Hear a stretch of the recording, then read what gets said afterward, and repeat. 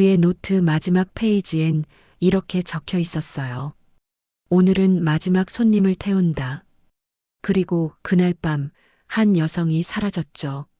새벽 4시 세상이 가장 고요한 시간이었어요. 서울 강북의 한 주택가, 낡은 소나타 택시 한 대가 천천히 골목을 빠져나왔죠. 운전석엔 김도윤이 앉아 있었어요. 감색 점퍼에 낡은 야구 모자를 눌러 쓴 58세의 남자. 그의 얼굴엔 5년이란 세월이 깊은 주름으로 새겨져 있었어요. 오늘도 이 길이네. 도윤은 작게 중얼거리며 핸들을 꺾었어요. 매일 같은 시간, 매일 같은 길. 딸이 사라진 그날 밤과 똑같은 코스를 달리는 게 그의 일과였죠. 조수석 옆 작은 서랍엔 검은 노트 한 권이 놓여 있었어요. 표지는 낡았고 모서리는 해져 있었죠. 도윤은 신호등 앞에서 차를 멈추고 그 노트를 꺼냈어요. 펜을 들어 오늘 날짜를 적었죠. 2025년 11월 13일 새벽 첫 운행. 그의 손글씨는 떨리지 않았어요. 5년간 매일 같은 행동을 반복해온 사람의 익숙한 손놀림이었죠. 노트를 넘기자 빼곡한 기록들이 나타났어요. 이름, 시간, 행선지. 이정민, 오전 4시 20분, 강남역 3번 출구. 박소연, 오전 4시 35분, 신촌 로터리. 최준혁, 오전 5시 10분, 여의도 증권가. 모두 새벽에 그가 태운 손님들이었어요. 누군가 보면 이상하게 생각할 만한 기록이었죠. 하지만 도윤에겐 이유가 있었어요. 수아야, 아빠가 또 한 명 집까지 무사히 데려다 줬어. 그는 노트에 적힌 이름들을 손가락으로 쓰다듬으며 속삭였어요. 5년 전 그날, 23살 김수아는 야근을 마치고 집으로 오던 길이었죠. 새벽 4시 강남역 근처 편의점 CCTV에 마지막으로 찍힌 후 흔적이 끊겼어요. 경찰은 3개월간 수색했지만 아무것도 찾지 못했죠. 미제 사건. 그 차갑고 무책임한 단어가 도윤의 삶을 집어삼켰어요. 내가 데리러 갔어야 했는데. 그날 밤 수아가 전화했었어요. 아빠 야근 끝났어. 그냥 택시 타고 갈게. 괜찮아? 아빠가 갈까? 에이, 괜찮아. 곧 도착해. 그게 마지막 통화였죠. 도윤은 그 후로 매일 이 새벽길을 달렸어요. 혹시라도 딸의 흔적을 찾을 수 있을까? 혹시라도 그날 밤 딸이 걸었을 길을 따라가면 뭔가 보일까? 하지만 아무것도 없었어요. 그저 매일 밤 누군가를 집까지 무사히 데려다 주는 것. 그게 도윤이 할 수 있는 전부였죠. 다른 누군가의 딸은 무사히 집에 가야 해. 그의 목소리엔 다짐이 배어 있었어요. 택시 미터기 불빛이 어둠 속에서 초록색으로 빛났죠. 도윤은 노트를 다시 서랍에 넣고 출발 버튼을 눌렀어요. 곧 첫 손님을 태울 시간이었죠. 라디오에선 새벽 뉴스가 흘러나왔어요. 최근 서울 강남 일대에서 20대 여성을 대상으로 한 스토킹 신고가 증가하고 있습니다. 도윤의 손이 핸들을 더 세게 쥐었어요. 5년 전 그때도 비슷한 뉴스가 있었죠. 하지만 아무도 심각하게 받아들이지 않았어요. 딸이 사라지고 나서야 모든 게 달라 보였죠. 택시요. 멀리서 손을 드는 사람이 보였어요. 회사원으로 보이는 젊은 여성이었죠. 단정한 단발머리에 어깨에 가방을 맨 모습. 도윤은 차를 세웠어요. 어디 가세요? 서초동 레미안 아파트요. 여성은 뒷좌석에 앉으며 작게 한숨을 쉬었어요. 얼굴엔 피곤함이 역력했죠. 야근하셨나 봐요? 네, 요즘 너무 늦게 끝나서요. 도윤은 백미러로 그녀를 봤어요. 수아와 비슷한 나이였죠. 조심해서 다니세요. 요즘 세상이 안 좋아서. 괜찮아요. 집이 멀지 않아서요. 여성은 창밖을 보며 말했어요. 하지만 그녀의 눈엔 불안한 기색이 스쳐 지나갔죠. 도윤은 알아챘어요. 5년간 이 시간대 손님들을 태우며 배운 것이었어요. 새벽에 혼자 돌아가는 사람들의 표정, 그 속에 숨은 두려움을 읽는 법. 제가 집 앞까지 바래다 드릴게요. 아, 괜찮아요. 아닙니다. 손님 안전이 제일 중요하니까요. 도윤의 목소리는 단호했어요. 여성은 잠시 머뭇거리다 고개를 끄덕였죠. 감사합니다, 기사님. 차는 한강을 건너 서초동으로 향했어요. 도시의 불빛이 강물에 반사되어 일렁였죠. 도윤은 여성을 아파트 정문 앞에 내려주었어요. 조심히 들어가세요. 네, 감사합니다. 여성이 내린 후 도윤은 검은 노트를 꺼냈어요. 정혜린, 오전 4시 42분, 서초동 레미안. 명찰에 적힌 이름을 적었죠. 그리고 그녀가 아파트 안으로 들어가는 걸 확인한 후에야 출발했어요. 오늘도 한 명 무사히. 도윤은 작게 미소 지었어요. 하지만 그 미소 뒤엔 깊은 슬픔이 숨어 있었죠. 집으로 돌아가는 길, 하늘이 서서히 밝아오고 있었어요. 아내 윤미정이 현관문을 열어주었죠. 들어와요. 응. 말은 많지 않았지만 두 사람 사이엔 깊은 이해가 흐르고 있었어요. 미정은 남편이 왜 매일 이 시간에 나가는지 알았죠. 말리지 않았어요. 그게 남편이 버티는 방법이란 걸 알았으니까요. 도윤은 검은 노트를 서재 책상 위에 놓았어요. 그 옆엔 딸의 사진이 액자에 담겨 있었죠. 환하게 웃고 있는 스물색 김수아. 수아야, 잘 자. 도윤은 사진에 손을 얹고 눈을 감았어요. 내일도 그는 같은 길을 달릴 거예요. 누군가의 마지막 길이 되지 않도록. 누군가의 딸이 무사히 집에 돌아갈 수 있도록. 그게 그가 할 수 있는 전부였으니까요. 하지만 도윤은 몰랐어요. 오늘 밤 태운 손님 정혜린이 사흘 후 사라질 거란 걸. 그리고 그의 검은 노트가 경찰의 손에 들어갈 거란 걸. 새벽 5시 도시는 완전히 깨어나고 있었어요. 하지만 도윤의 어둠은 아직 끝나지 않았죠. 사흘이 지났어요. 도윤은 여느 때처럼 새벽 택시를 운행하고 있었죠. 라디오에서 익숙한 멜로디가 흘러나왔어요. 수아가 좋아하던 노래였죠. 아빠, 이 노래 들으면 기분이 좋아져. 딸의 목소리가 귓가에 맴돌았어요. 도윤은 볼륨을 조금 높였죠. 그때 라디오가 갑자기 끊겼어요. 속보 소식이 흘러나왔죠. 속보입니다. 서초동에 거주하는 27세 여성 정혜린 씨가 사흘 전부터 실종된 상태입니다. 도윤의 손이 핸들 위에서 멈췄어요. 정혜린? 그 이름은 사흘 전 자신의 노트에 적은 이름이었죠. 경찰은 실종 당일 새벽 CCTV를 분석 중이며 도윤의 심장이 빠르게 뛰기 시작했어요. 아니, 설마. 그는 급히 길가에 차를 세웠죠. 손이 떨려 핸드폰을 제대로 잡을 수가 없었어요. 뉴스 기사를 검색했죠. 화면에 정혜린의 사진이 떴어요. 단정한 단발머리, 환하게 웃는 얼굴. 분명 그날 밤 자신이 태운 그 여성이었어요. 아니야. 아니야. 도윤의 입술이 바짝 말랐어요. 5년 전 그날 밤이 떠올랐죠. 딸의 실종 신고를 받고 경찰서로 달려가던 순간 딸의 사진을 들고 거리를 헤매던 날들. 그 악몽이 다시 시작되는 것 같았어요. 내가 집 앞까지 데려다 줬는데 도윤은 자신의 노트를 떠올렸어요. 거기엔 정혜린의 이름과 행선지가 적혀 있었죠.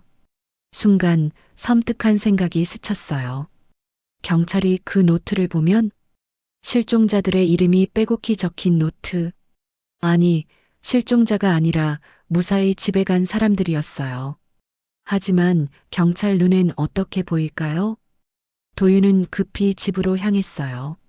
새벽 5시, 아직 동이 트기 전이었죠. 집에 도착하자 미정이 거실에서 뉴스를 보고 있었어요. 여보. 미정의 얼굴이 창백했어요. TV 화면엔 정혜린의 실종 소식이 나오고 있었죠. 당신이 태운 그 손님. 알아. 도윤은 서재로 달려갔어요. 검은 노트를 집어들었죠. 떨리는 손으로 페이지를 넘겼어요. 정혜린, 오전 4시 42분, 서초동 레미안. 그의 필체가 선명했어요. 경찰에 말해야 해요. 미정이 서재 문을 열고 들어왔어요. 당신이 마지막으로 본 사람이잖아요. 단서가 될 수도 있어요. 하지만 이 노트. 도윤은 노트를 꼭 껴안았어요. 5년간 그가 지켜온 기록이었죠. 다른 누군가의 딸들을 무사히 집에 보낸 증거. 하지만 이제 그게 의심의 증거가 될 수도 있었어요. 여보, 우리 수아를 생각해봐요. 미정의 목소리가 떨렸어요. 당신이 그때 얼마나 답답했는지 알잖아요. 단서 하나라도 있었으면 얼마나 좋았을까. 알아. 도윤은 고개를 떨궜어요. 미정의 말이 맞았죠. 정혜린의 가족도 지금 자신들처럼 지옥을 경험하고 있을 거예요. 경찰서에 가요. 함께. 미정이 남편의 손을 잡았어요. 그의 손은 얼음장처럼 차가웠죠. 2시간 후 강남경찰서. 도윤과 미정은 강력계 사무실 앞에 서 있었어요. 김도윤 씨 맞으시죠?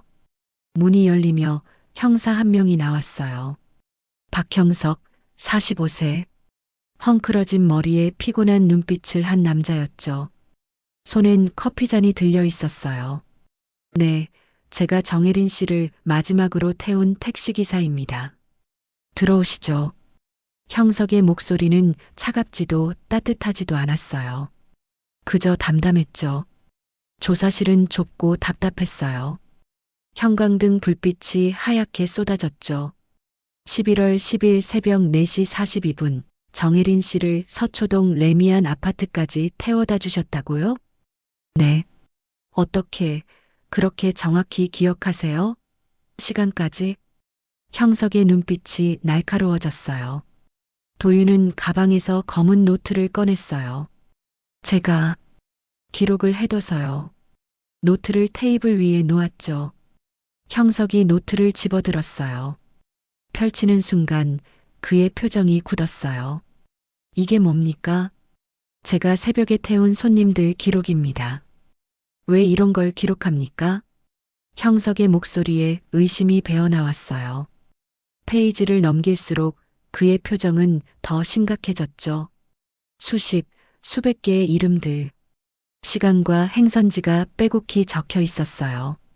김도윤 씨. 형석이 노트를 덮으며 말했어요. 이 사람들을 왜 기록했습니까? 그건 도윤의 입술이 떨렸어요. 어떻게 설명해야 할까요?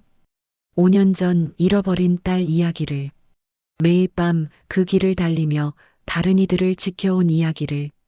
제 딸이 5년 전에 실종됐습니다. 도윤의 목소리가 잠겼어요. 새벽에 집에 오다가 사라졌죠. 그 후로 저는 그래서 이 기록을 누군가는 무사히 집에 가야 한다고 생각했어요. 침묵이 흘렀어요. 형석은 노트를 천천히 넘기며 도윤을 바라봤죠. 김도윤 씨, 이 노트 때문에 당신이 의심받을 수 있다는 거 아시죠? 네. 실종자의 이름과 행선지를 기록한 사람. 게다가 여러 명이에요. 형석의 말에 도윤의 얼굴이 창백해졌어요. 저는 그저 일단 이 노트는 증거로 제출받겠습니다. 안 됩니다. 도윤이 벌떡 일어났어요. 그건 제가 5년간 지켜온. 김도윤 씨, 진정하세요. 형석도 자리에서 일어났죠. 두 사람의 시선이 공중에서 부딪혔어요. 당신 딸 이야기는 압니다. 2020년 김수아 양 실종 사건. 미제로 남았죠. 형석의 말에 도윤의 몸이 흔들렸어요. 하지만 지금은 정혜린 씨 사건이 우선입니다. 이해해 주세요. 미정이 남편의 팔을 잡았어요. 여보, 괜찮아요. 진실은 밝혀질 거예요. 하지만 협조해 주시면 더 빨리 끝낼 수 있습니다. 형석이 노트를 증거 봉투에 넣었어요. 도윤은 그 모습을 바라보며 주저앉고 싶었어요. 5년간의 기록이 사라지는 것 같았죠. 일단 오늘은 이만 가보시죠. 추가 조사가 필요하면 연락드리겠습니다. 형석이 문을 열어주었어요. 도윤과 미정은 천천히 밖으로 나왔죠. 복도를 걷는 내내 도윤의 발걸음은 무거웠어요. 당신은 잘못한 게 없어요. 미정이 속삭였어요. 하지만 도윤은 대답하지 않았죠.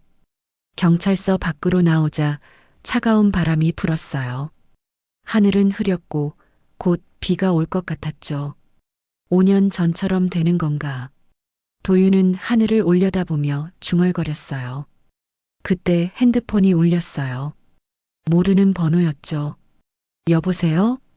김도윤 택시기사님이십니까? 낯선 여자 목소리였어요. 네, 그런데요. 저는 정혜린의 동생입니다. 언니를 찾아주세요. 목소리가 울먹였어요. 도윤의 가슴이 찢어지는 것 같았죠. 5년 전 자신도 모든 사람에게 그렇게 매달렸었어요. 제가 할 수 있는 건 기사님이 마지막으로 언니를 봤다면서요? 뭐라도 기억나는 거 없으세요? 간절한 목소리였어요. 도윤은 눈을 감았어요. 그날 밤 정혜린의 모습이 떠올랐죠. 창밖을 보던 불안한 눈빛, 조심해서 다니세요라는 자신의 말에 괜찮아요라고 답하던 목소리. 제가 다시 한번 생각해 볼게요. 감사합니다, 정말. 전화가 끊겼어요. 도윤은 핸드폰을 꼭 쥐었죠. 비가 내리기 시작했어요. 가랑비가 두 사람의 어깨를 적셨죠. 집에 가요. 미정이 남편의 손을 이끌었어요. 하지만 도윤은 알았어요. 이제 시작이라는 걸. 그의 검은 노트가 세상에 드러났고 의심의 시선이 자신을 향하기 시작했다는 걸. 경찰서 안 형석은 검은 노트를 펼쳐놓고 있었어요. 수백 개의 이름을 하나하나 읽어 내려갔죠. 이게 정말 단순한 기록일까? 그의 눈빛이 깊어졌어요. 10년 전 자신이 놓쳤던 미제 사건이 떠올랐죠. 이번엔 놓치지 않는다. 형석은 노트 마지막 페이지를 펼쳤어요. 거기엔 아직 아무것도 적혀 있지 않았죠. 빈 페이지가 그를 응시하고 있었어요. 이틀이 지났어요. 도윤의 얼굴이 뉴스에 나왔죠. 실종 여성을 마지막으로 목격한 택시기사, 경찰 조사받아. 모자이크 처리된 얼굴이었지만 택시 회사 동료들은 알아봤어요. 도윤은 차고지에 택시를 세우고 나왔어요. 평소처럼 동료들과 인사를 나누려 했죠. 하지만 분위기가 달랐어요. 도윤이 형? 젊은 기사 하나가 다가왔다가 멈칫했어요. 뉴스 봤어요. 그게 진짜예요? 무슨 소리야? 형이 그 실종된 여자를 태웠다면서요? 그리고 이상한 노트도. 주변 기사들의 시선이 일제히 도윤을 향했어요. 이상한 노트가 아니야. 도윤의 목소리가 낮게 깔렸어요. 그냥 손님 기록이었어. 근데 왜 새벽 손님만? 그것도 여자들만? 다른 기사가 끼어들었어요. 뭔가 이상하잖아. 5년 동안이나 그런 걸 적어뒀다는 게. 너희들 지금 뭐 하는 거야? 도윤의 선배 기사 한 명이 나섰어요. 도윤이가 얼마나 성실한 사람인데 함부로 말하는 거 아니야. 하지만 형님, 실제로 그 여자가 실종됐잖아요. 그건 우연이야. 도윤이 잘못이 아니라고. 선배의 목소리엔 확신이 없었어요. 도윤은 그걸 느꼈죠. 먼저 갈게요. 그는 고개를 숙이고 걸어 나왔어요. 등 뒤로 수군거리는 소리가 들렸죠. 진짜 이상한 사람 아니었어? 맨날 새벽에만 나가더니. 딸 잃고 정신이 좀. 도윤의 발걸음이 빨라졌어요. 귀를 막고 싶었지만 소리는 계속 파고들었죠. 집으로 가는 길. 편의점에 들렀을 때였어요. 계산대 직원이 도윤을 빤히 쳐다봤죠. 손님 혹시? 아니에요. 도윤은 물건값을 내고 급히 나왔어요. 거리를 걷는 사람들이 모두 자신을 보는 것 같았어요. 저 사람 아니야? 뉴스에 나온. 환청일까요? 진짜일까요? 도윤은 고개를 더 숙였어요. 집에 도착하자 미정이 현관 앞에 서 있었어요. 얼굴이 굳어 있었죠. 여보, 이것 좀 봐요. 그녀가 핸드폰을 내밀었어요. 화면엔 온라인 기사가 떠 있었어요. 검은 노트의 비밀. 5년간 수백 명 기록한 택시기사의 정체는? 댓글창이 열려 있었죠. 완전 스토커 아님? 소름.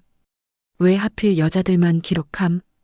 5년 전 딸 실종도 수상함. 진짜 실종 맞나? 경찰은 뭐함? 빨리 잡아야지. 도윤은 핸드폰을 밀어냈어요. 보지 마요. 여보, 괜찮아요. 곧 오해가 풀릴 거예요. 하지만 도윤의 손은 떨리고 있었어요. 그날 밤 도윤은 잠을 이룰 수 없었죠. 천장을 바라보며 누워 있었어요. 옆에선 미정도 뒤척이고 있었죠. 여보, 내일은 집에 있어요. 왜요? 택시 운행 잠시 쉬어요. 지금 상황에. 아니요. 도윤이 몸을 일으켰어요. 저는 잘못한 게 없어요. 왜 숨어야 해요? 하지만 사람들 시선 때문에 제가 하던 일을 그만둬요? 그럼 정말 의심받는 거예요. 도윤의 목소리가 떨렸어요. 분노인지 슬픔인지 알 수 없는 감정이 섞여 있었죠. 5년 전에도 그랬어요. 사람들 눈빛이. 여보, 우리 딸이 실종됐는데 왜 부모가 태어나냐고. 왜 눈물이 없냐고. 혹시 부모가 뭔가 숨기는 거 아니냐고. 도윤의 눈에서 눈물이 흘러내렸어요. 사람들은 몰라요. 슬픔이 너무 깊으면 눈물도 안 나온다는 걸. 미정이 남편을 꼭 안았어요. 두 사람은 한참을 그렇게 있었죠. 다음 날 아침, 도윤은 결국 택시를 몰고 나갔어요. 하지만 손님이 없었죠. 손을 드는 사람들도 그의 택시가 다가오면 뒤로 물러섰어요. 다른 택시 탈게요. 한 여성이 또렷하게 말했죠. 도윤은 아무 말도 하지 못했어요. 그저 지나쳐갔죠. 오후 2시 핸드폰이 울렸어요. 형석이었어요. 김도윤 씨, 경찰서로 와주시겠습니까? 무슨 일이에요? 추가로 확인할 게 있습니다. 형석의 목소리는 여전히 담담했어요. 도윤은 경찰서로 향했어요. 이번엔 조사실이 아니라 회의실이었죠. 형석과 다른 형사 2명이 앉아 있었어요. 앉으세요. 도윤이 자리에 앉자 형석이 서류를 펼쳤어요. 김도윤 씨, 당신 노트에 적힌 사람들 중 3명을 더 확인했습니다. 네. 2023년 8월 이지은 씨, 2024년 3월 박민지 씨, 2024년 7월 최서윤 씨. 형석이 사진 3장을 테이블 위에 놓았어요. 이 사람들 기억하십니까? 도윤은 사진을 봤어요. 낯익은 얼굴들이었죠. 네. 제가 태운 손님들이에요. 이 3명 모두 당신 택시를 탄 후 일주일 이내에 스토킹 신고를 했습니다. 뭐라고요? 도윤의 얼굴이 창백해졌어요. 우연입니까? 형석의 눈빛이 날카로워졌어요. 저는 그냥 집까지 무사히 모셔다 드린 것뿐이에요. 정말 그뿐입니까? 당신은 그들의 이름과 주소를 기록했습니다. 그건 제가 설명했잖아요. 도윤의 목소리가 높아졌어요. 제 딸이 실종돼서 다른 사람들은 무사히 집에 가길 바라는 마음에.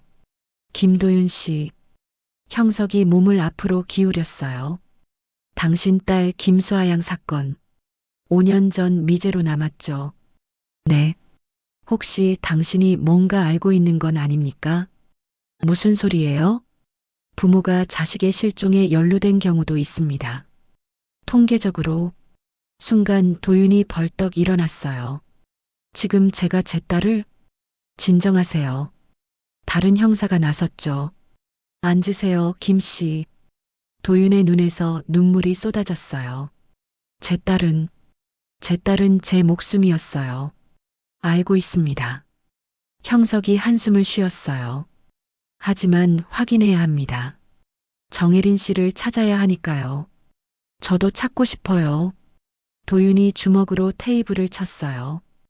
5년 전 제 딸을 찾지 못한 그 지옥을 다른 가족이 겪는 걸 보고 싶지 않아요. 침묵이 흘렀어요. 형석은 도윤을 바라봤죠. 그의 눈빛엔 진심이 보였어요. 하지만 그것만으론 부족했죠. 김도윤 씨 11월 10일 새벽 정혜린 씨를 아파트에 내려준 후 어디로 가셨습니까? 집으로 갔어요. 확인할 수 있습니까? 아내가 있었어요.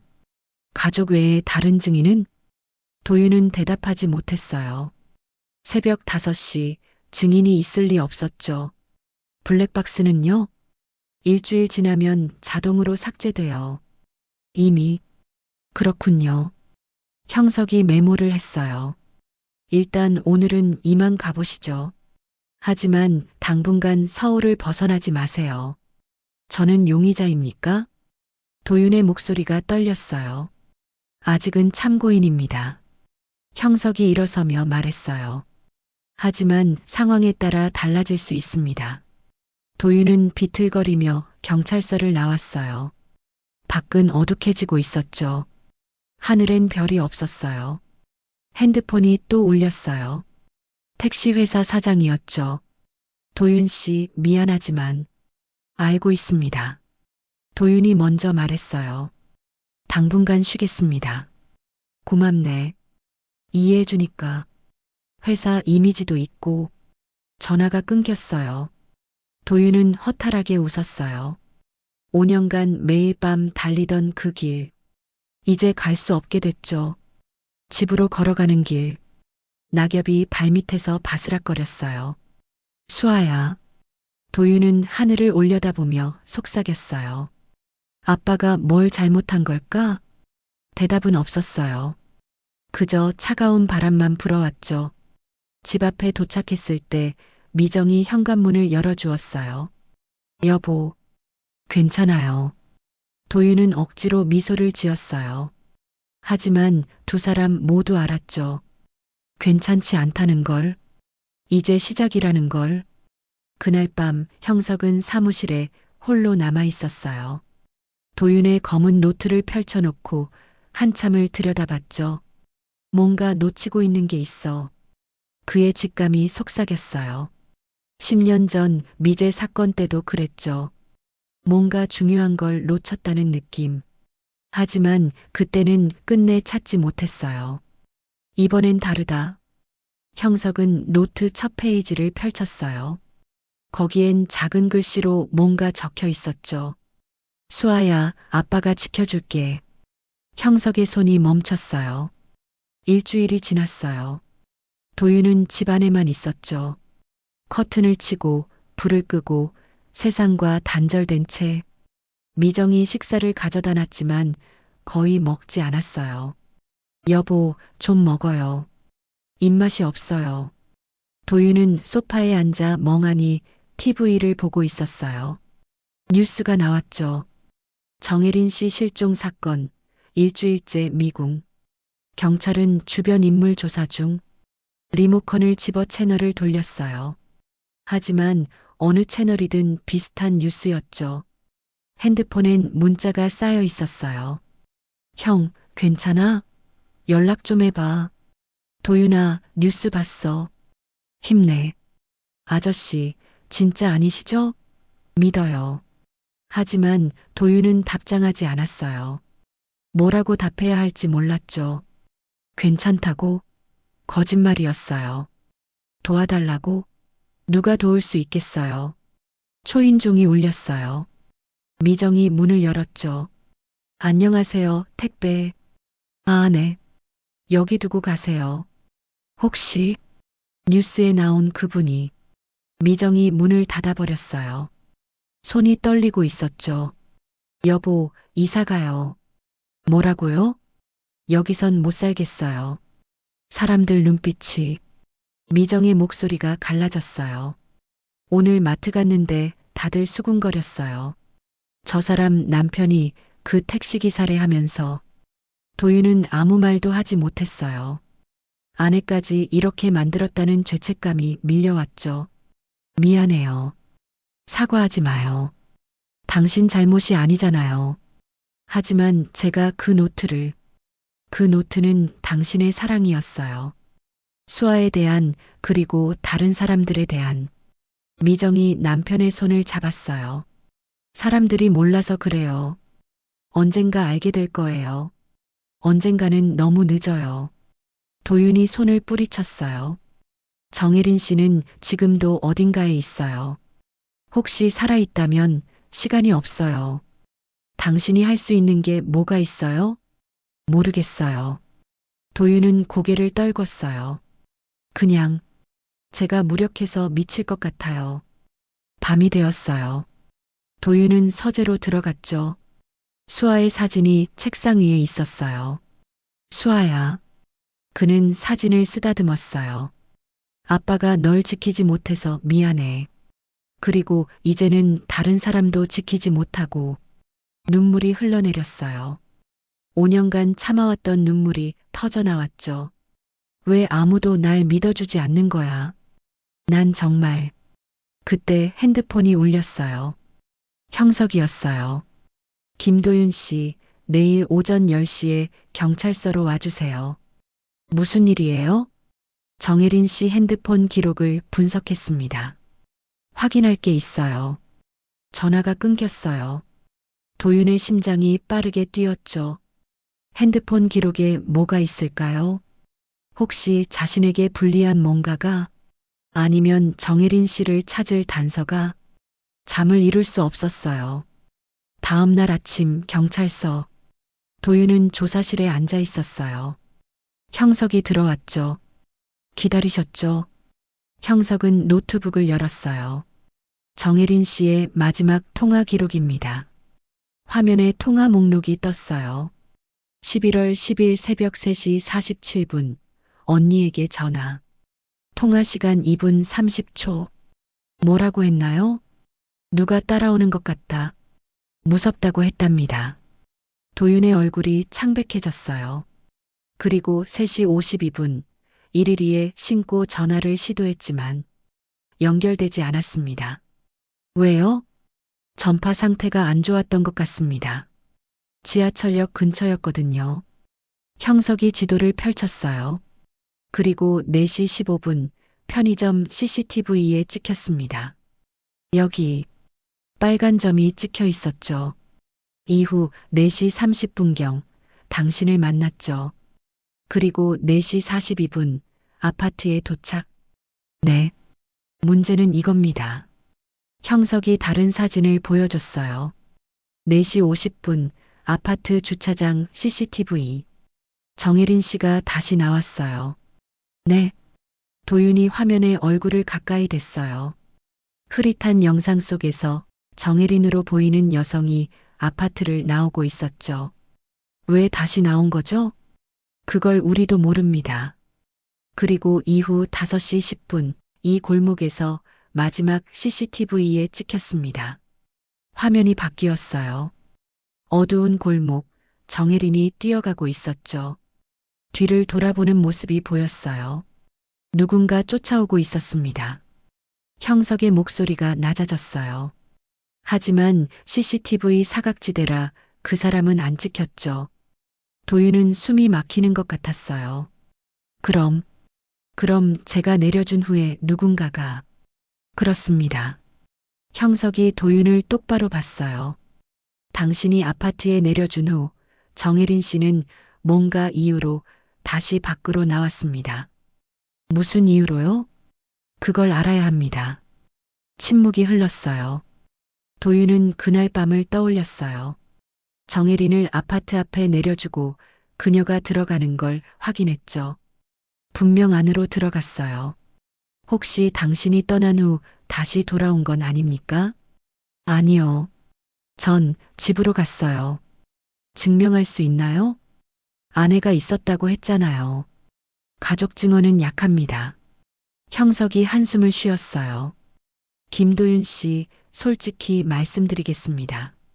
지금 당신은 주요 용의자입니다. 하지만 전 아무것도 증거가 없어요. 당신의 결백을 증명할 증거도, 범행을 증명할 증거도. 형석이 노트북을 닫았어요. 하지만 정황상 당신이 가장 의심스럽습니다. 형사님, 도윤의 목소리가 떨렸어요. 저도 딸을 잃어봤어요. 그 지옥이 어떤 건지 알아요. 알고 있습니다. 그런 제가 어떻게 다른 사람의 딸을, 당신 딸 사건 5년 전, 형석이 끼어들었어요. 혹시 그 사건과 연관이 있는 건 아닙니까? 무슨 소리예요? 복수 또는 다른 이유. 당신 딸을 찾지 못한 분노를. 그만하세요. 도윤이 벌떡 일어났어요. 제 딸을 이용해서 저를 범인으로 만들지 마세요. 진정하세요. 진정하라고요? 5년 전에도 똑같았어요. 도윤의 목소리가 커졌어요. 경찰은 아무것도 못 찾아놓고 부모를 의심했어요. 우리가 뭔가 숨긴다고. 우리가 딸을 해쳤을 수도 있다고. 김도윤 씨, 당신들은 몰라요. 아무것도. 도윤의 눈에서 눈물이 쏟아졌어요. 딸이 사라진 그 밤, 제가 얼마나 지옥에 떨어진 것 같았는지, 매일 밤 그 길을 달리며 얼마나 미쳐갔는지. 형석은 침묵했어요. 그래서 노트를 쓴 거예요. 다른 사람들은 무사히 집에 가게. 그게 제가 할 수 있는 전부였어요. 알겠습니다.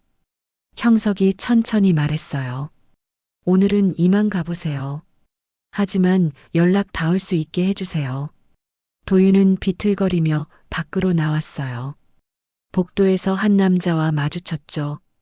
50대 후반의 남자, 핏기 없는 얼굴. 당신이 김도윤입니까? 네.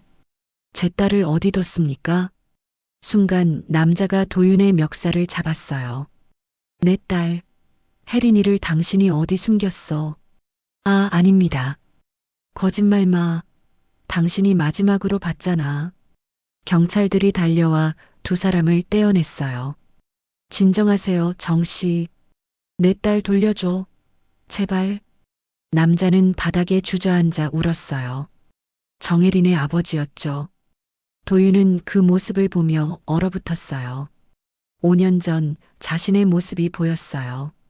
경찰서 복도에서 울부짖던 자신. 수아를 찾아달라고 매달리던 자신. 죄송합니다. 도윤의 입에서 저절로 나왔어요.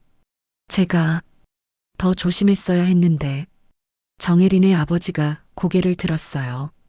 눈빛엔 증오와 절망이 섞여 있었죠. 당신이 뭘 알아요? 딸 잃는 게 어떤 건지. 그 말이 도윤의 가슴을 찔렀어요. 알아요. 뭐라고요? 저도 딸을 잃었어요. 5년 전에. 정혜린의 아버지는 눈을 크게 떴어요. 그래서 매일 밤 그 길을 달렸어요. 다른 사람의 딸은 무사히 집에 가라고. 거짓말. 진짜예요. 전 정말. 그럼 왜 내 딸은 못 지켰어요? 정혜린의 아버지가 다시 소리쳤어요. 당신이 조심했다면, 당신이 끝까지 지켜봤다면, 도윤은 아무 말도 할 수 없었어요. 그 말이 맞았으니까요. 자신이 더 조심했어야 했어요. 정혜린이 안전하게 들어간 걸 확인했지만 더 있었어야 했어요. 죄송합니다. 도윤은 고개를 숙였어요. 정말 죄송합니다. 경찰서를 나왔을 때 다리에 힘이 풀렸어요. 건물 벽에 기대 한참을 서 있었죠. 하늘을 올려다봤어요. 수아야, 미안해. 그의 목소리는 바람에 흩어졌어요. 아빠가 너도 지키지 못했고 다른 사람도 지키지 못했어. 핸드폰이 울렸어요. 미정이었어요. 여보, 어디에요? 경찰서. 뉴스 봤어요. 정혜린 씨 아버지가. 알아요.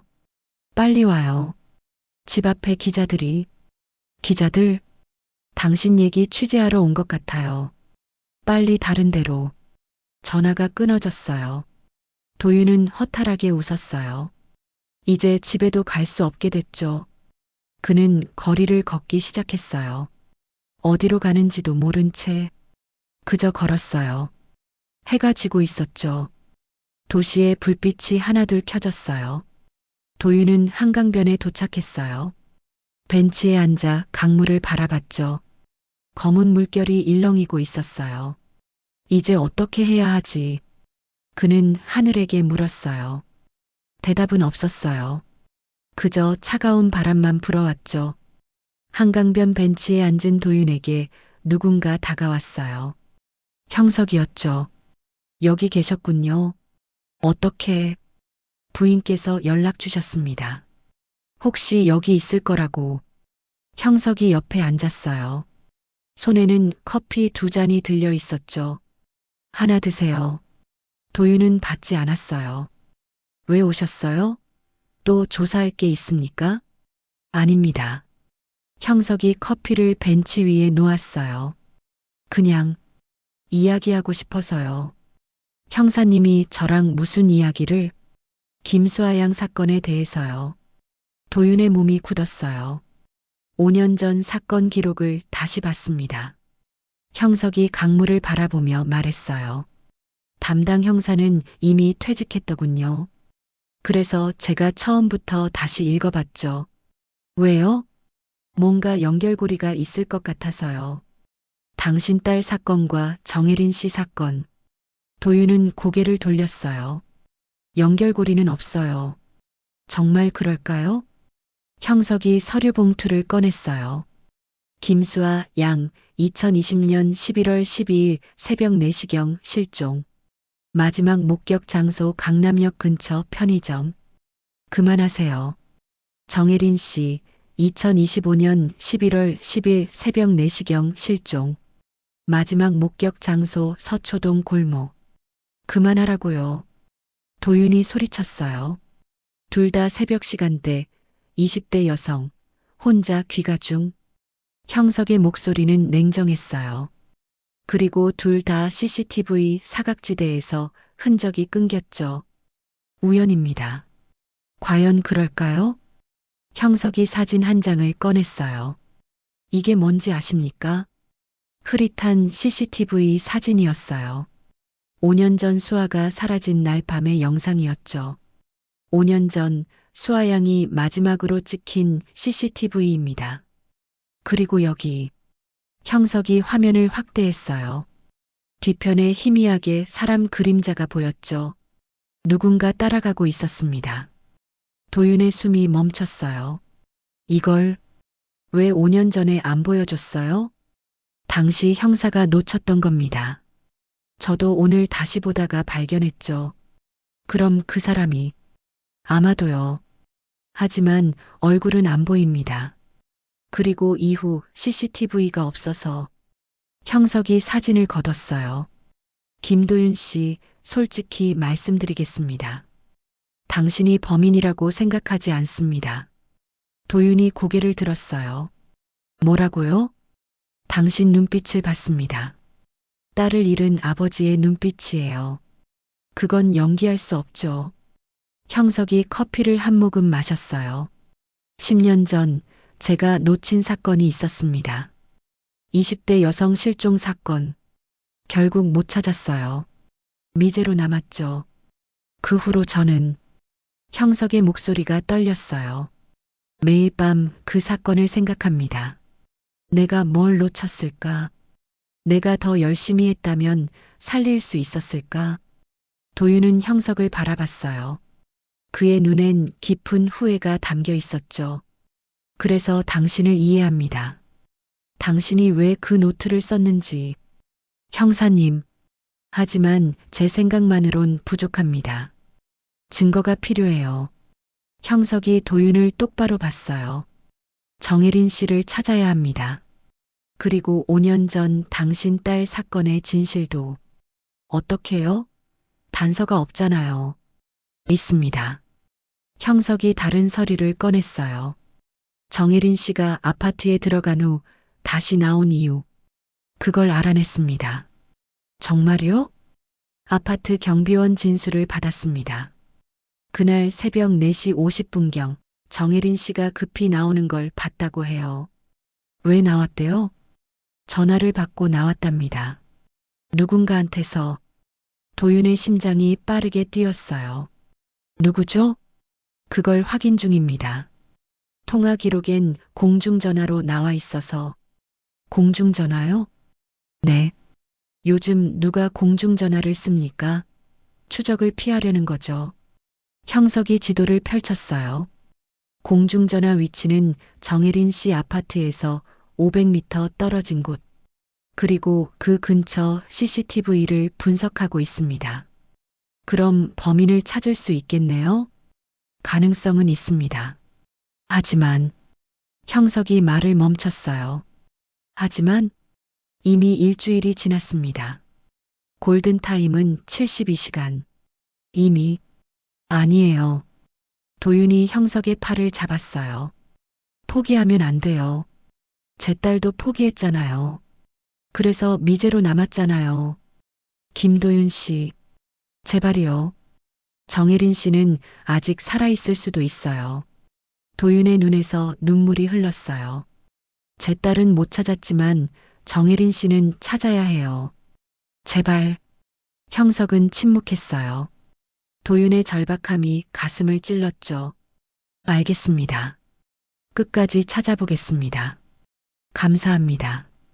도윤이 고개를 숙였어요. 그때 형석의 핸드폰이 울렸어요.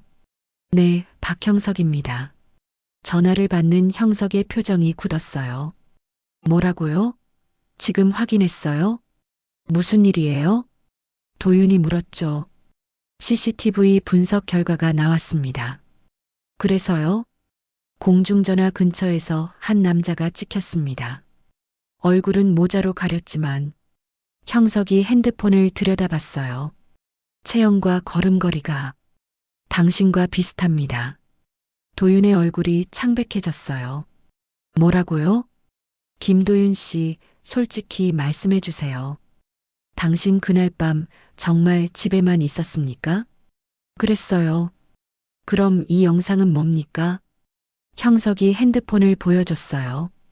흐릿한 영상 속 남자는 분명 도윤과 비슷한 체격이었죠. 감색 점퍼에 야구 모자까지. 저 아니에요. 어떻게 확신합니까? 전 집에 있었어요. 아내가 증인이라고 했잖아요. 도윤이 소리쳤어요. 주변 사람들이 쳐다봤죠. 김도윤 씨, 진정하세요. 어떻게 진정해요? 저를 범인으로 만들려는 거잖아요. 그게 아니라 5년 전에도 그랬어요. 도윤의 목소리가 터져 나왔어요. 경찰은 제 딸을 찾는 대신 저를 의심했어요. 부모가 수상하다고, 부모가 뭔가 숨긴다고. 김도윤 씨, 우리 딸이 사라진 그날 밤, 전 정말 미쳐버릴 것 같았어요. 도윤의 목소리가 갈라졌어요.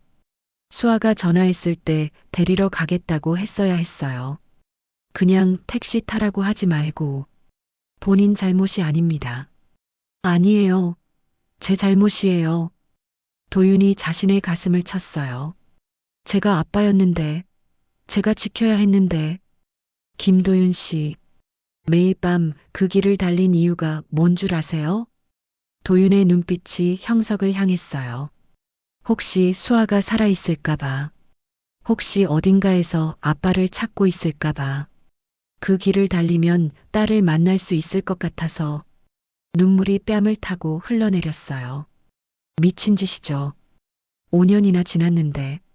근데 저는 멈출 수가 없었어요. 알고 있습니다. 그리고 다른 사람들이라도 무사히 집에 가게 하고 싶었어요. 제가 지키지 못한 딸 대신에. 도윤이 바닥에 주저앉았어요. 근데 그것도 못했어요.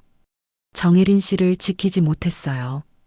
형석도 무릎을 꿇고 앉았어요. 당신 잘못이 아닙니다. 그럼 누구 잘못이에요? 도윤이 하늘을 올려다봤어요. 신이 있다면 왜 이런 일을 허락하는 거예요? 왜 아무 죄 없는 아이들이 사라져야 해요? 대답은 없었어요. 그저 강물이 흐르는 소리만 들렸죠. 한참을 그렇게 있었어요. 형석이 먼저 입을 열었어요. 김도윤 씨, 제가 약속하겠습니다. 뭐요? 정혜린 씨를 찾겠습니다. 그리고 당신 딸 사건도 다시 조사하겠습니다. 도윤이 형석을 봤어요. 왜요? 미제 사건인데. 10년 전 제가 놓친 사건처럼 후회하고 싶지 않아서요. 형석이 손을 내밀었어요. 도와주세요. 당신이 아는 모든 걸 말해주세요. 도윤은 형석의 손을 잡았어요. 제가 뭘 도울 수 있는데요? 많습니다. 당신은 5년간 그 길을 달렸잖아요. 그 시간대, 그 장소를 가장 잘 아는 사람이 당신이에요. 형석이 도윤을 일으켜 세웠어요. 함께 찾아봅시다. 우리 둘 다 놓친 뭔가를. 도윤의 눈에 희미한 빛이 돌아왔어요. 정말 저를 믿어주는 건가요? 네. 형석이 고개를 끄덕였어요. 당신은 범인이 아닙니다. 확신합니다. 근데 그 CCTV는 다시 분석해 보겠습니다. 비슷한 옷을 입은 사람은 많으니까요. 형석이 서류를 정리했어요. 내일 아침 9시, 5년 전 수아양이 사라진 그 길로 가봅시다. 함께. 네. 도윤이 고개를 끄덕였어요. 처음으로 누군가 자신을 믿어주는 것 같았죠. 형사님. 네. 왜? 저를 믿어주세요? 형석이 강물을 바라봤어요. 10년 전 그 사건 때 실종된 여성의 오빠가 있었습니다. 그 사람도 당신처럼 매일 그 길을 걸었죠. 누나를 찾으면서. 형석의 목소리가 잠겼어요. 근데 사람들이 그 사람을 의심했어요. 오빠가 수상하다고. 그래서 그 사람은 어떻게 됐어요? 스스로 목숨을 끊었습니다. 의심을 견디지 못하고. 도윤의 가슴이 철렁했어요. 그 후 진범이 잡혔습니다. 전혀 다른 사람이었죠. 하지만 이미 늦었어요. 형석이 도윤을 봤어요. 그래서 당신을 믿습니다. 그때의 후회를 반복하고 싶지 않아서. 두 사람은 한참을 서로를 바라봤어요. 차가운 바람이 불었지만 마음은 조금 따뜻해졌죠. 감사합니다, 형사님. 고맙긴요. 일하는 거죠. 형석이 일어서며 말했어요. 이제 집에 가세요. 부인이 걱정하실 겁니다. 네. 도윤도 일어섰어요. 발걸음이 조금 가벼워진 것 같았죠. 하지만 두 사람은 몰랐어요. 진실은 그들이 생각하는 것보다 훨씬 가까이, 그리고 훨씬 깊은 곳에 있다는 걸. 그날 밤 도윤은 집으로 돌아갔어요. 미정이 현관문을 열어줬죠. 여보, 괜찮아요. 도윤이 아내를 안았어요. 이제 괜찮을 것 같아요. 두 사람은 한참을 그렇게 서 있었어요. 창밖으로 달빛이 비쳤죠. 어둠 속에서도 빛은 있었어요. 아직 희망은 남아 있었죠. 다음 날 아침 9시, 도윤과 형석은 강남역 근처에 서 있었어요. 5년 전 수아가 마지막으로 목격된 바로 그 편의점 앞이었죠. 여기서부터 시작합니다. 형석이 지도를 펼쳤어요. 수아양이 편의점을 나온 건 새벽 4시 3분. 그리고 집까지는 약 2km. 걸어서 30분 정도 걸려요. 도윤의 목소리가 떨렸어요. 수아는 운동화를 신고 있었어요. 빨리 걷는 편이었죠. 하지만 집에 도착하지 못했습니다. 형석이 경로를 손가락으로 따라갔어요. CCTV가 있는 구간은 여기, 여기, 그리고 여기. 총 3곳. 그 사이 사각지대가 약 800m입니다. 이 골목을. 형석이 어두운 골목을 가리켰어요. 도윤은 그 골목을 바라봤어요. 5년간 수백 번 걸었던 길이었죠. 가봅시다. 두 사람은 골목으로 들어갔어요. 좁고 어두운 길이었죠. 낮인데도 햇빛이 잘 들지 않았어요. 여기가 수아가 마지막으로. 도윤의 발걸음이 멈췄어요. 한 건물 모퉁이 앞에서였죠. 여기요. 이 모퉁이를 돌면 CCTV가 없어요. 형석이 주변을 살폈어요. 5년 전에도 CCTV가 없었나요? 네. 이 건물 주인이 설치를 거부했대요. 비용 때문에. 도윤의 목소리엔 분노가 배어 있었어요. 만약 CCTV가 있었다면 수아를. 과거는 바꿀 수 없습니다. 형석이 건물을 살펴봤어요. 낡은 다세대 주택이었죠. 하지만 지금은 CCTV가 있습니다. 여기. 형석이 위를 가리켰어요. 건물 옥상에 작은 카메라가 보였죠. 2년 전에 설치됐답니다. 주민들이 요구해서. 그럼 정혜린 씨 사건 때 이 카메라에 뭔가 찍혔을 수도 있습니다. 형석이 핸드폰을 꺼냈어요. 지금 바로 영상을 요청하겠습니다. 전화를 거는 동안 도윤은 골목을 걸었어요. 수아가 걸었을 그 길을. 수아야. 그는 작게 속삭였어요. 넌 여기서 뭘 봤니? 누굴 만났니? 벽에 손을 댔어요. 차가운 콘크리트가 느껴졌죠. 아빠가 늦어서 미안해. 아빠가 데리러 갔어야 했는데. 눈물이 흘러내렸어요. 5년간 참았던 눈물이 다시 터져 나왔죠. 김도윤 씨. 형석이 다가왔어요. 영상 확보했습니다. 지금 바로 볼 수 있어요. 정말요? 두 사람은 근처 파출소로 갔어요. 컴퓨터 화면에 CCTV 영상이 떴죠. 11월 10일 새벽 4시 50분부터 보겠습니다. 형석이 재생 버튼을 눌렀어요. 어두운 골목이 화면에 나타났죠. 시간이 흘렀어요. 4시 55분, 한 여성이 나타났어요. 정혜린 씨입니다. 도윤이 화면에 얼굴을 가까이 댔어요.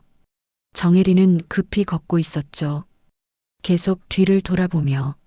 누군가한테 쫓기고 있네요. 형석이 화면을 천천히 돌렸어요. 그리고 5초 후 또 다른 그림자가 나타났어요. 저 사람. 도윤이 소리쳤어요. 남자였어요.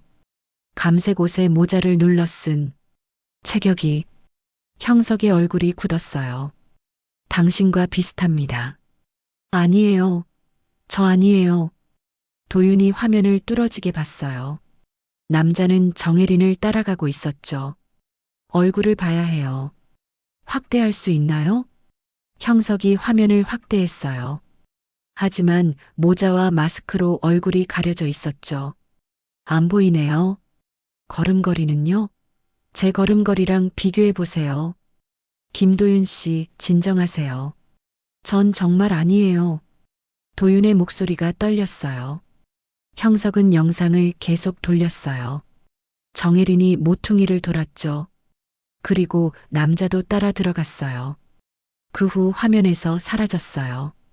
이후 영상은요? 이게 마지막입니다. 이 카메라 범위가 여기까지라서. 형석이 한숨을 쉬었어요. 그 너머는 또 사각지대입니다. 도윤은 주저앉았어요. 이럴 수가. 김도윤 씨, 솔직히 물어보겠습니다. 형석이 의자를 당겨 앉았어요. 그날 밤 정말 집에만 있었습니까? 혹시 다시 나간 건 아닙니까? 아니라고요.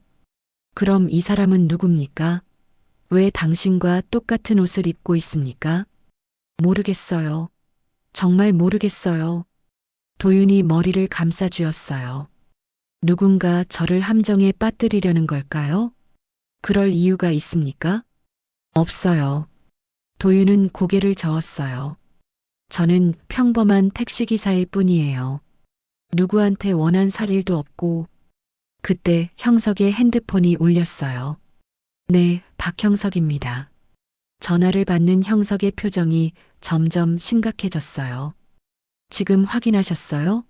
네, 알겠습니다. 바로 가겠습니다. 무슨 일이에요? 도윤이 물었죠. 정혜린 씨의 유류품을 발견했습니다. 어디서요? 한강변입니다. 수색대가 찾았어요. 도윤의 얼굴이 창백해졌어요. 유류품이면 가방과 핸드폰입니다. 강물에 떠 있었대요. 그럼 정혜린 씨는 아직 모릅니다. 본인은 발견되지 않았어요. 형석이 일어섰어요. 지금 가봐야 합니다. 같이 가시겠습니까? 네. 두 사람은 한강변으로 향했어요. 경찰들이 이미 현장을 통제하고 있었죠. 형사님, 한 경찰이 달려왔어요. 유류품 확인했습니다. 정혜린 씨 것 맞습니다. 본인은요? 아직 못 찾았습니다. 수색을 계속하고 있어요. 도윤은 강물을 바라봤어요. 검고 깊은 물이 흐르고 있었죠. 안 돼. 그의 다리에서 힘이 빠졌어요. 5년 전이 떠올랐어요. 수아를 찾지 못했던 그 절망이. 정혜린 씨, 제가 지키지 못해서. 김도윤 씨, 아직 단정할 수 없습니다. 형석이 그를 붙잡았어요. 유류품만 있고 본인은 없어요. 아직 희망은 있습니다. 5년 전에도 그랬어요. 도윤의 목소리가 죽어 있었어요. 수아의 가방을 찾았을 때도 그렇게 말했어요. 아직 희망이 있다고. 근데 김도윤 씨, 결국 못 찾았잖아요. 도윤이 소리쳤어요. 주변 사람들이 그를 쳐다봤죠.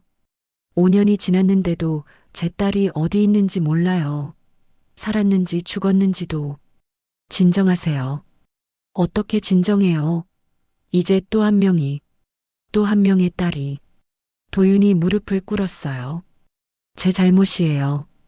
제가 더 조심했어야 했어요. 형석도 무릎을 꿇고 앉았어요. 당신 잘못이 아닙니다. 그럼 누구 잘못이에요?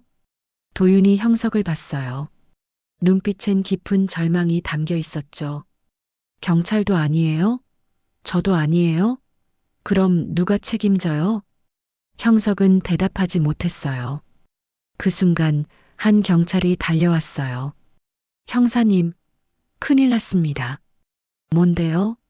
정혜린 씨 핸드폰에서 마지막 사진이 발견됐습니다. 사진?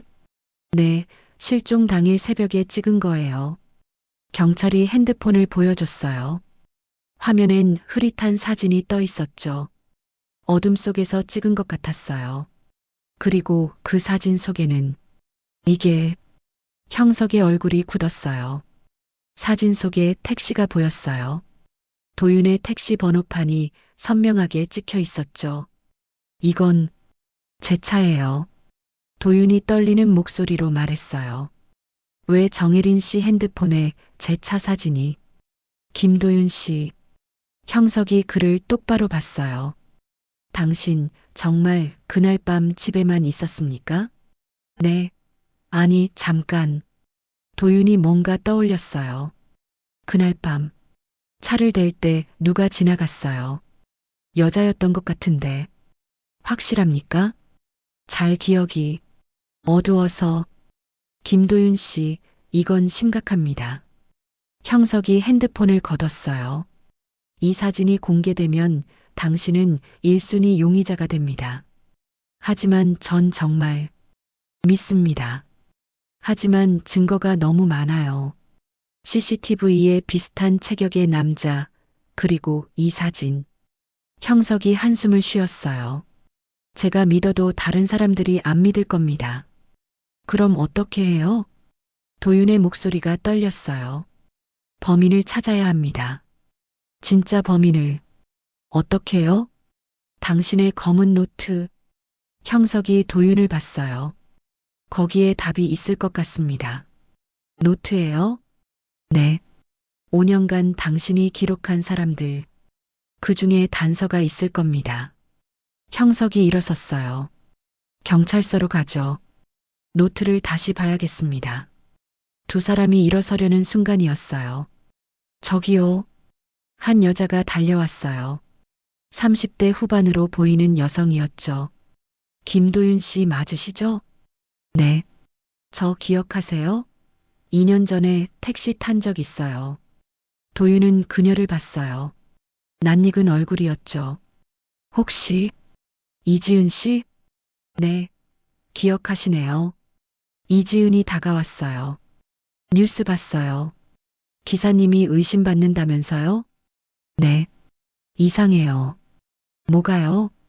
기사님은 좋은 분이었어요. 집 앞까지 안전하게 데려다 주셨잖아요. 이지은의 말에 형석이 눈빛을 날카롭게 했어요. 이지은 씨, 혹시 2년 전 그때 뭔가 이상한 일 없었습니까? 이상한 일이요? 스토킹을 당했다고 신고하셨죠? 아, 네. 그때 이지은이 생각에 잠겼어요. 며칠 동안 누가 따라오는 것 같았어요. 근데 이상한 게 뭔가요? 김도윤 기사님 택시를 탄 후로 그 사람이 안 나타났어요. 형석과 도윤이 눈빛을 마주쳤어요. 탄 후로요? 네. 마치 기사님 택시를 탄 걸 보고 사라진 것 같았어요. 왜 그런 생각을 했습니까? 그 사람이 택시를 쳐다보는 걸 봤거든요. 제가 타는 순간 이지은이 떠올리듯 말했어요. 기사님 택시 번호를 적는 것 같았어요. 핸드폰으로. 도윤의 심장이 빠르게 뛰었어요. 그럼 범인이 제 택시 번호를 알고 있다는 건가요? 가능성이 있습니다. 형석의 눈빛이 변했어요.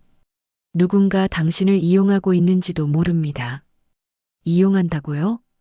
당신의 패턴을 알고, 당신의 택시를 알고, 당신을 범인으로 만들려는. 형석이 말을 멈췄어요. 아니면요? 당신이 방해가 되는 겁니다. 범인에게. 도윤의 얼굴이 창백해졌어요. 제가 방해가 돼요? 당신은 5년간 매일 밤 그 길을 달렸습니다. 가장 위험한 시간대에. 형석의 목소리가 낮아졌어요. 혹시 범인이 당신 때문에 범행을 못한 적이 있었을지도 모릅니다. 그래서 저를 제거하려고 함정에 빠뜨리는 겁니다. 당신을 용의자로 만들어서 그 길에서 떠나게. 순간 모든 퍼즐이 맞춰지는 것 같았어요. 그럼 정혜린 씨 사건도 당신을 범인으로 만들기 위한 계획일 수 있습니다. 형석이 핸드폰을 꺼냈어요. 지금 바로 과거 스토킹 신고 사건들을 다시 조사하겠습니다. 형사님, 도윤이 형석의 팔을 잡았어요. 그럼 정혜린 씨는 아직 살아있을 가능성이 있습니다. 형석이 고개를 끄덕였어요. 범인의 목표가 당신을 함정에 빠뜨리는 거라면 정혜린 씨를 죽일 이유가 없죠. 희망이었어요. 작지만 확실한 희망이었죠. 빨리 가야 합니다. 형석이 뛰기 시작했어요. 시간이 없어요. 도윤도 따라 뛰었어요. 5년 만에 처음으로 진짜 희망을 느꼈죠. 수아를 찾지 못했지만 정혜리는 찾을 수 있을지도 몰라요. 두 사람은 경찰서를 향해 달렸어요. 진실은 생각보다 가까이 있었죠. 그리고 도윤의 검은 노트 속 어딘가에 숨어 있었어요. 경찰서 회의실. 테이블 위엔 도윤의 검은 노트가 펼쳐져 있었어요. 형석과 2명의 형사, 그리고 도윤이 둘러앉았죠. 5년간의 기록입니다. 형석이 노트를 넘기며 말했어요. 총 1847명. 모두 새벽 시간대 손님들이에요. 이 중에서 스토킹 신고를 한 사람이 몇 명입니까? 다른 형사가 물었어요. 확인된 건 5명입니다. 형석이 포스트잇으로 표시한 페이지들을 펼쳤어요. 2021년 6월 박민지, 2022년 3월 최서윤, 2023년 8월 이지은, 2024년 2월 강혜수, 2024년 7월 윤소미. 모두 20대 여성이네요. 네. 그리고 모두 김도윤 씨 택시를 탄 후 일주일 이내에 신고했습니다. 도윤이 노트를 바라봤어요. 자신이 직접 적은 이름들이었죠. 이 사람들을 제가 지켜주려 했는데 김도윤 씨, 이 사람들의 공통점을 찾아봅시다. 형석이 지도를 펼쳤어요. 5명 모두 어디서 탔고 어디서 내렸는지 표시해 주세요. 도윤은 노트를 보며 하나씩 표시했어요. 빨간 점들이 지도 위에 찍혔죠. 여기, 여기, 그리고 여기요. 5개의 점이 표시되자 형석의 눈빛이 변했어요. 이게 뭔가 보이나요? 반경 2km 안에 모두 있습니다. 강남역 중심으로 형석이 컴퍼스로 원을 그었어요. 5개의 점이 모두 그 안에 있었죠. 그리고 5년 전 김수아 양이 실종된 곳도 여기에요. 도윤이 손가락으로 가리켰어요. 바로 그 원 아니었죠. 정혜린 씨도요? 서초동이지만 형석이 다른 지도를 꺼냈어요. 마지막 목격 지점이 이 골목인데 여기서 2km 아니네요. 모든 사건이 하나의 원 안에서 일어났어요. 이건 우연이 아닙니다. 형석이 의자를 당겼어요. 연쇄범입니다. 한 사람이 5년간 이 지역에서 활동해 온 거예요. 5년간이요? 네. 그리고 형석이 도윤을 봤어요. 당신이 그걸 막고 있었던 겁니다. 제가요?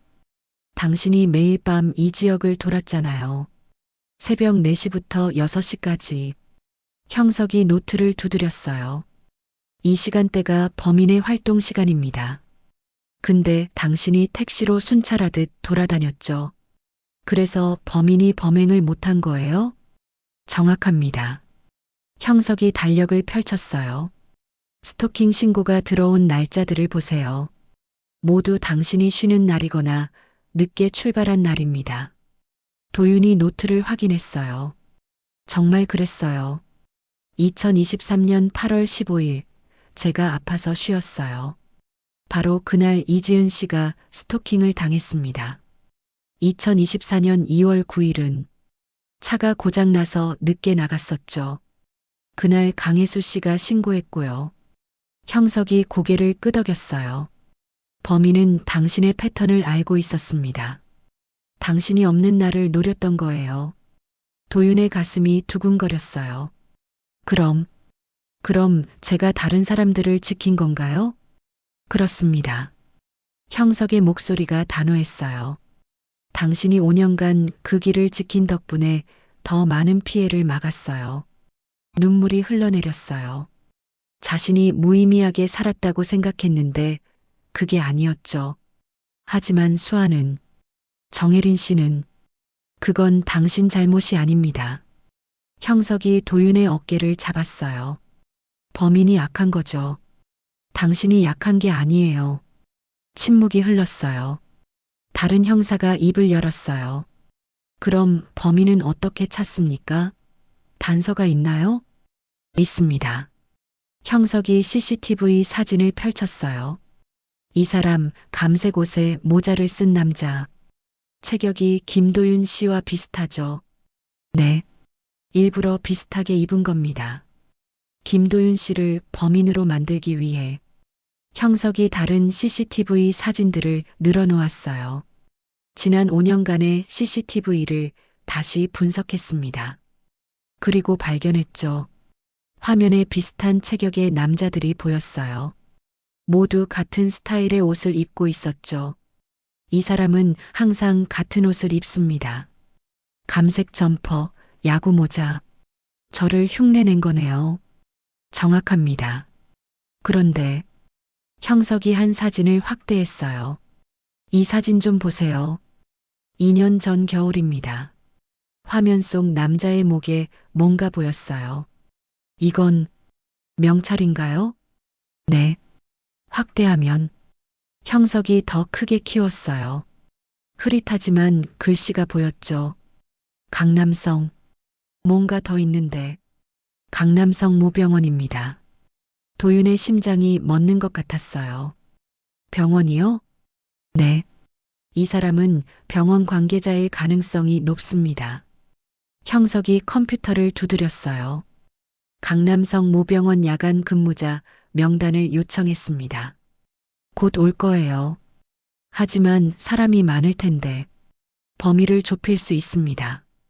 형석이 다시 지도를 봤어요. 병원에서 사건 현장까지 거리가 1km, 걸어서 15분. 근무 시간은요? 야간 근무는 밤 10시부터 아침 7시까지. 하지만 새벽 시간대엔 휴게 시간이 있죠. 형석의 눈빛이 날카로워졌어요. 그 시간을 이용한 겁니다. 컴퓨터에 메일이 도착했어요. 형석이 파일을 열었죠.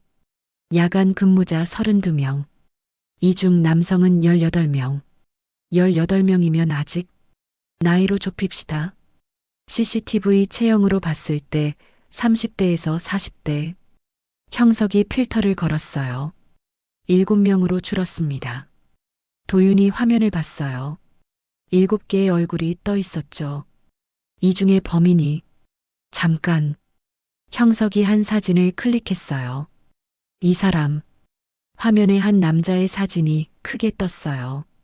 38세 간호조무사 이정훈. 뭔가 특이한 점이 있나요? 근무 기록을 보세요. 형석이 스크롤을 내렸어요. 2023년 8월 15일 휴가. 2024년 2월 9일 병가. 2024년 7월 3일 조퇴. 도윤이 숨을 들이켰어요. 그날들이 스토킹 신고가 들어온 날입니다. 형석이 고개를 끄덕였어요. 그리고 11월 10일 정혜린 씨가 실종된 날이요? 야간 근무였지만 새벽 4시에 30분간 휴게 시간이 있었습니다. 모든 게 맞아떨어졌어요. 이 사람입니다. 형석이 사진을 인쇄했어요. 이정훈, 38세. 5년 전부터 이 병원에서 근무했어요. 5년 전이면 김수아 양이 실종된 때와 일치합니다. 도윤의 손이 떨렸어요. 이 사람이 제 딸을 아직 확정은 아닙니다. 하지만 가능성이 높아요. 형석이 다른 형사들을 봤어요. 지금 바로 병원으로 가서 이정훈을 확보하세요.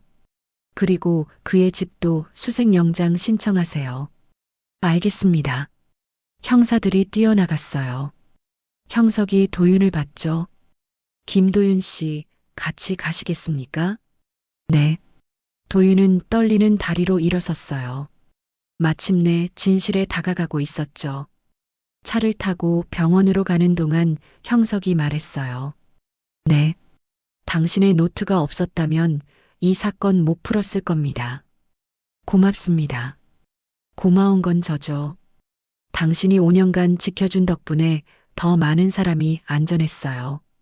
도윤의 눈에 눈물이 고였어요. 하지만 수아는 우리가 정혜린 씨를 찾으면 당신 딸 사건도 실마리가 보일 겁니다. 형석의 목소리엔 확신이 있었어요.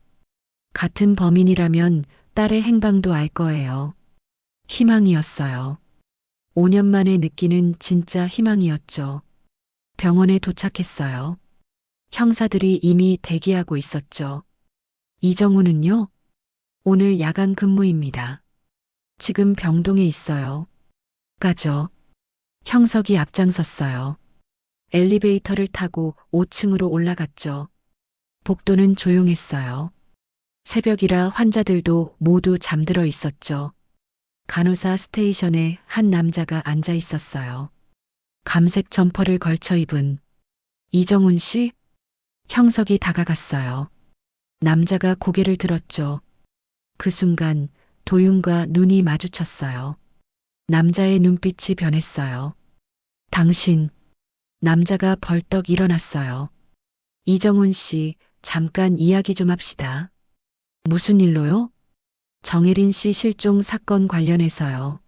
순간 남자가 뒤로 물러섰어요. 저는 몰라요.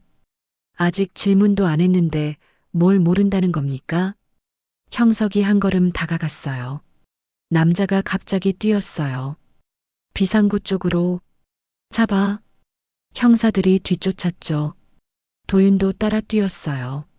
계단을 내려가는 발소리가 울렸어요. 남자는 빨랐어요. 하지만 형사들도 빨랐죠. 1층에서 남자가 잡혔어요.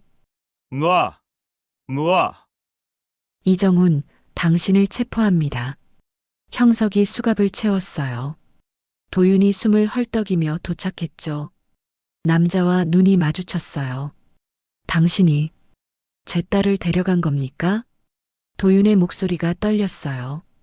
남자는 대답하지 않았어요. 그저 비웃기만 했죠. 김수아. 그 이름 기억나네요. 도윤의 몸이 얼어붙었어요. 뭐라고요? 5년 전 예쁜 아가씨였죠. 아빠를 많이 닮았더라고요. 이 자식이. 도윤이 달려들려 했지만 형석이 막았어요. 진정하세요. 여기서 폭력 쓰면 안 됩니다. 제 딸이 어디 있어요? 말해요. 경찰서 가서 얘기합시다. 형석이 이정훈을 끌고 갔어요. 도윤은 그 자리에 주저앉았어요. 마침내 찾았어요. 딸을 데려간 사람을. 하지만 기쁘지 않았어요. 수아가 어디 있는지 아직 몰랐으니까요. 여보. 미정이 병원 입구로 뛰어왔어요. 뉴스 봤어요. 범인 잡았다면서요? 응. 도윤이 아내를 안았어요. 수아 얘기를 해. 걔를 알아. 정말요? 근데 어디 있는지는. 미정도 울기 시작했어요. 두 사람은 한참을 그렇게 서 있었죠. 형석이 다가왔어요. 김도윤 씨, 이정훈 집 수색 결과가 나왔습니다. 뭐가 나왔어요? 정혜린 씨를 찾았습니다. 도윤의 눈이 커졌어요. 정말요? 살아있어요? 네. 지하실에 감금돼 있었어요. 탈수와 영양실조지만 생명엔 지장 없대요. 감사합니다. 정말. 도윤이 무릎을 꿇었어요. 한 명이라도 살렸다는 안도감이 밀려왔죠. 그리고 형석이 무거운 표정으로 말했어요. 수아양 관련 증거도 나왔습니다. 수아요? 사진들이 있었어요. 이정훈이 찍은.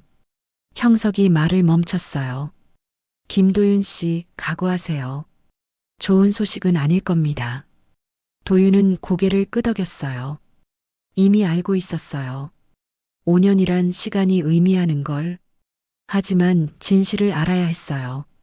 아무리 아파도 말씀해 주세요. 형석이 깊게 숨을 들이쉬었어요. 지금 경찰서로 가시죠. 거기서 자세히 말씀드리겠습니다. 도윤과 미정은 차에 올랐어요. 창밖으로 동이 트고 있었죠. 긴 밤이 끝나가고 있었어요. 하지만 진짜 아침은 아직 오지 않았죠. 마지막 진실이 남아 있었으니까요. 경찰서 조사실. 도윤과 미정은 형석 맞은편에 앉아 있었어요. 테이블 위엔 봉투 하나가 놓여 있었죠. 김도윤 씨 부인. 형석의 목소리가 조심스러웠어요. 이정훈을 조사했습니다. 그가 자백했어요. 수아는요? 도윤의 목소리가 떨렸어요. 형석은 잠시 침묵했어요. 5년 전 그날 밤 이정훈은 병원 야간 근무 중이었습니다. 휴게 시간에 강남역 근처를 배회하다가 수아양을 봤죠. 수아양을 따라갔습니다. 그 골목까지. 그리고 형석이 눈을 감았어요. 범행을 저질렀습니다. 미정이 입을 막고 흐느꼈어요. 도윤은 아무 말도 하지 못했죠. 시신은 경기도 외곽 야산에 안매장했다고 합니다. 지금 수색팀이 나가 있어요. 그럼 우리 딸은. 죄송합니다. 형석이 고개를 숙였어요. 5년간 못 찾아서 죄송합니다. 도윤은 천장을 올려다봤어요. 눈물이 흘러내렸지만 소리는 없었죠. 5년간 알고 있었던 진실이었어요. 그래도 희망을 놓지 않았었죠. 혹시라도. 하지만 이제 끝이었어요. 여보. 미정이 남편을 안았어요. 두 사람은 한참을 그렇게 울었죠. 형석은 자리를 비켜주었어요. 시간이 흘렀어요. 도윤이 먼저 입을 열었어요. 이정훈은 왜 그런 짓을 했나요? 조사 결과. 형석이 다시 앉으며 말했어요. 그는 10년 전부터 범행을 계획했던 것으로 보입니다. 병원 야간 근무를 이용해서요. 10년이나요? 네. 하지만 형석이 도윤을 봤어요. 당신 때문에 5년간은 범행을 거의 못했어요. 저 때문에요? 당신이 매일 밤 그 길을 돌았잖아요. 이정우는 당신을 방해꾼이라고 불렀습니다. 형석이 서류를 넘겼어요. 그가 말하길 당신 택시만 보면 포기했대요. 당신이 손님들을 집까지 안전하게 데려다 주는 걸 지켜봤다고. 도윤의 입술이 떨렸어요. 그래서 당신을 제거하려 했던 겁니다. 범인으로 만들어서 정혜린 씨를 이용해서요? 네. 정혜린 씨를 납치하고 당신을 용의자로 만들 계획이었죠. 형석이 한숨을 쉬었어요. 하지만 당신 노트 덕분에 우리가 패턴을 찾았고 범인을 잡을 수 있었어요. 제 노트가. 도윤은 테이블 위 검은 노트를 봤어요. 5년간 적어온 기록이었죠. 김도윤 씨. 형석이 노트를 펼쳤어요. 마지막 페이지였죠. 여기 뭐라고 적혀 있죠? 도윤은 자신의 글씨를 봤어요. 오늘은 마지막 손님을 태운다. 이제 내 딸에게 가야 할 시간이다. 이게 무슨 뜻입니까? 형석의 목소리가 부드러웠어요. 도윤은 눈을 감았어요. 포기하려고 했어요. 포기요? 더 이상 못 견디겠더라고요. 5년간 그 길을 달렸지만 딸을 못 찾았고 사람들은 절 의심했고 도윤의 목소리가 갈라졌어요. 그래서 마지막으로 한 번만 더 그 길을 달리고 수아한테 가려고 했어요. 수아한테요? 죽으려고 했어요. 딸 곁으로. 미정이 남편을 더 세게 안았어요. 여보. 근데 그날 밤 정혜린 씨를 태웠어요. 도윤이 눈을 떴어요. 집까지 무사히 데려다 줬죠. 그리고 생각했어요. 한 명이라도 더 지켜야겠다고. 그래서 계속한 거군요. 네. 근데 결국 정혜린 씨도 못 지켰잖아요. 아닙니다. 형석이 고개를 저었어요. 당신이 지켰어요. 당신의 노트가 없었다면 우리는 정혜린 씨를 찾지 못했을 겁니다. 하지만, 그리고 당신이 5년간 그 길을 달렸기에 수백 명이 무사히 집에 갔어요. 형석이 노트를 넘겼어요. 이 1847명. 이들은 모두 당신 덕분에 안전했습니다. 도윤은 노트를 바라봤어요. 빼곡히 적힌 이름들이 눈에 들어왔죠. 제가 지킨 건가요? 그렇습니다. 형석의 목소리엔 확신이 있었어요. 당신은 영웅이에요, 김도윤 씨. 아무도 몰랐지만 당신은 5년간 그 길을 지켰어요. 눈물이 또 흘러내렸어요. 이번엔 슬픔만이 아니었어요. 안도감도 위로도 섞여 있었죠. 형사님. 네. 수아를 찾으면 알려주세요. 물론입니다. 형석이 고개를 끄덕였어요. 그리고 이정우는 반드시 처벌받을 겁니다. 감사합니다. 도윤과 미정은 일어섰어요. 형석이 검은 노트를 건넸죠. 이제 돌려드립니다. 증거로서의 역할은 끝났어요. 도윤은 노트를 받았어요. 무겁지만 따뜻했죠. 형사님, 정혜린 씨를 만날 수 있을까요? 지금은 병원에서 치료 중입니다. 하지만 조금 있으면 면회 가능할 거예요. 감사합니다. 두 사람은 경찰서를 나왔어요. 밖은 완전히 밝아져 있었죠. 아침 햇살이 따뜻하게 내리쬐었어요. 사흘 후, 도윤은 병원 복도를 걷고 있었어요. 손에는 꽃다발이 들려 있었죠. 407호실 앞에 섰어요. 문을 노크했죠. 들어오세요. 안에서 목소리가 들렸어요. 문을 열자 정혜린이 침대에 앉아 있었어요. 창백했지만 살아 있었죠. 기사님. 정혜린이 도윤을 봤어요. 왔어요. 괜찮아요? 네. 덕분에 살았어요. 도윤은 꽃을 놓고 의자에 앉았어요. 미안해요. 제가 더 조심했어야 했는데. 아니에요. 정혜린이 고개를 저었어요. 기사님이 아니었으면 저 못 찾았을 거예요. 경찰이 그러던데요. 기사님 노트 덕분에 범인 잡았다고. 5년간 그 길을 지켜주셨다면서요. 다른 사람들 위해서. 정혜린의 눈에 눈물이 고였어요. 저도 그중 한 명이었고요. 감사합니다. 도윤도 울컥했어요. 고마워요. 살아줘서. 네. 제 딸은 못 찾았거든요. 근데 당신은 살았잖아요. 그게 저한테는. 도윤이 말을 잇지 못했어요. 정혜린이 그의 손을 잡았죠. 기사님 딸도 원할 거예요. 아빠가 다른 사람들 지켜주는 거. 그럴까요? 저라면 그럴 것 같아요. 제 아빠가 누군가를 구했다면 자랑스러울 것 같아요. 도윤은 고개를 끄덕였어요. 고마워요, 정혜린 씨. 아니에요. 제가 더 감사하죠. 정혜린이 미소 지었어요. 약했지만 진심이 담긴 미소였죠. 도윤은 병실을 나왔어요. 복도 창문으로 하늘이 보였어요.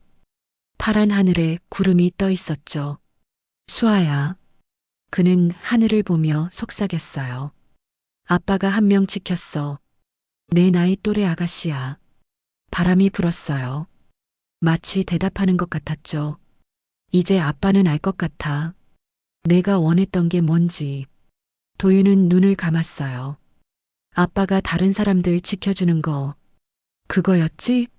눈물이 흘러내렸지만 마음은 평온했어요. 한 달 후, 도윤은 다시 택시를 몰고 있었어요.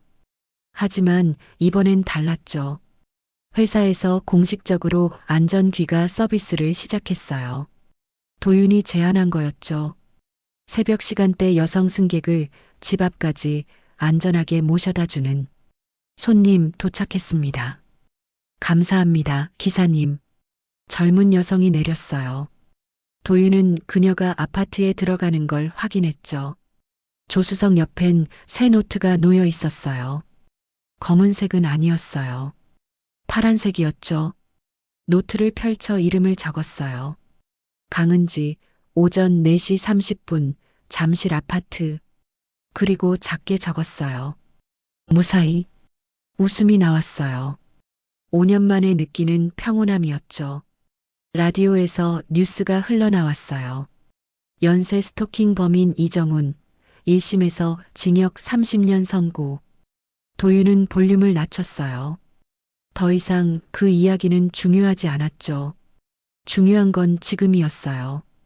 매일 밤 이 길을 달리며 누군가를 지키는 것.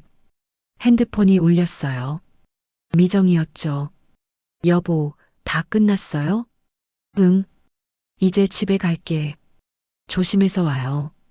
아침 준비해 놓을게. 알았어. 전화를 끊고 시동을 걸었어요. 그때 백미러에 뭔가 보였어요. 환영이었을까요? 수아가 뒷자리에 앉아 웃고 있는 것 같았어요. 잘했어요, 아빠. 그녀의 목소리가 들리는 것 같았죠. 도윤은 백미러를 다시 봤어요. 아무도 없었어요. 하지만 마음은 따뜻했죠. 수아야, 아빠는 계속할 거야. 그는 핸들을 잡고 출발했어요. 내가 원하던 대로. 다른 사람들 지키면서 차는 새벽 도시를 달렸어요. 불빛들이 반짝였죠. 하늘에 별도 빛나고 있었어요. 도윤은 창문을 조금 열었어요. 차가운 바람이 들어왔죠.